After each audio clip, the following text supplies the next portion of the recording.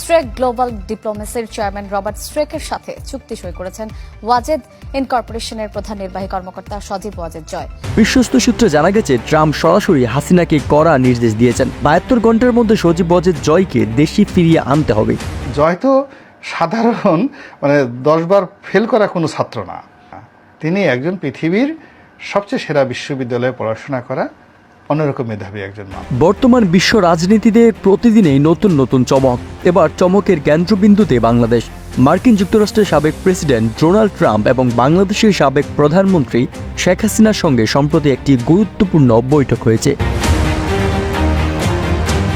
যদি এই নির্দেশনা মানা না হয় তবে এর ফল ভালো হবে না। ট্রাম্পের এমন ভাষা আর কড়া হুঁশিয়ারি দেখে আন্তর্জাতিক রাজনীতির বিশ্লেষকরা হতবাক। এদিকে প্রশ্ন উঠেছে, কেন জয়কে এভাবে দ্রুত দেশে ফিরিয়ে আনার নির্দেশ দেওয়া হলো? কি এমন ঘটেছে পর্দার আড়ালে?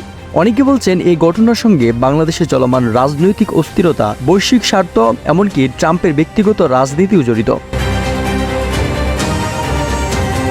এ বৈঠকে শেখ হাসিনা কি নিজের জন্য কোনো রাজনৈতিক সমর্থন চাইতে গিয়েছিলেন, নাকি এটি ছিল ভবিষ্যতের কোনো বড় ভয়াবহ পরিকল্পনার অংশ?